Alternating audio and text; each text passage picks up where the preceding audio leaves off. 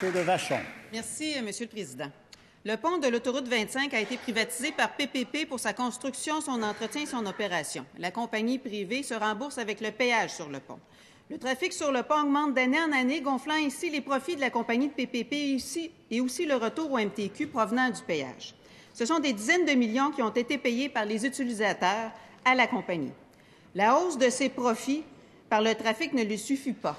La compagnie de PPP en rajoute en augmentant les tarifs de péage de 26 pour l'heure de pointe. C'est ce qu'on appelle du payant-payant, Monsieur le Président. Payant par le trafic et payant par le péage, Monsieur le Président.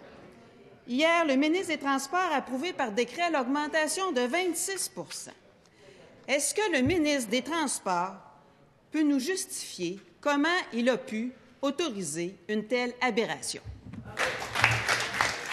Monsieur le ministre des Transports. Monsieur le Président, je vais l'expliquer plus longuement, mais rapidement. Ça s'appelle un contrat. Ça s'appelle un contrat qui a été négocié. Ça s'appelle un contrat dans lequel il est important de savoir combien de véhicules pourraient l'utiliser, non seulement pour assurer la fluidité, mais aussi pour être en ligne avec l'environnement. Alors, ce que la députée de Vachon dit aujourd'hui, c'est que c'est le gouvernement qui décide les taux. C'est inexact. C'est le partenaire privé qui est responsable de fixer les tarifs en fonction de la stratégie tarifaire prévue à l'entente, et le partenaire privé prévoit un régime graduel d'augmentation des tarifs. Il s'agit, à des périodes hors pointe, d'une augmentation de 1,88 $. Il s'agit, à partir du 1er juin, on va passer de 1,88 à 2,20 $. Vraiment, là. En période de pointe, actuellement, à 2,50 à 3,16 $.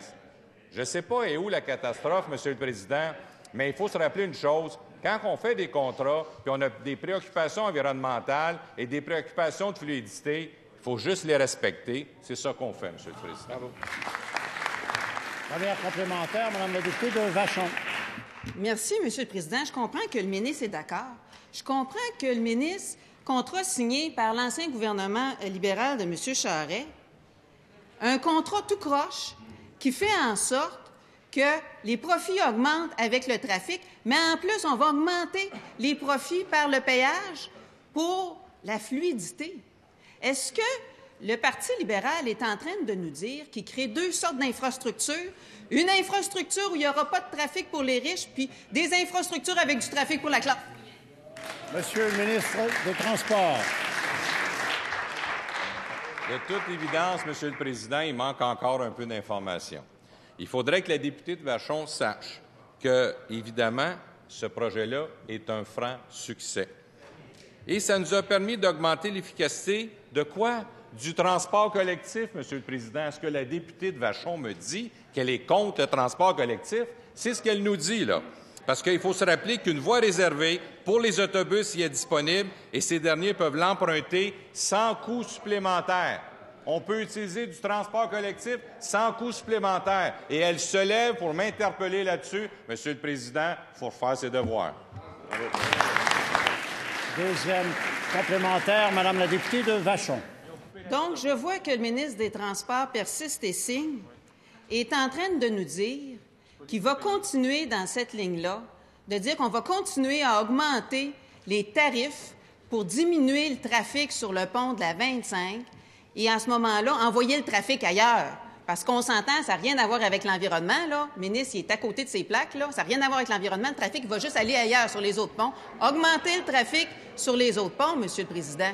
Et là, il est en train de nous dire que dans le futur, ça va être un pont. Monsieur le ministre des Transports.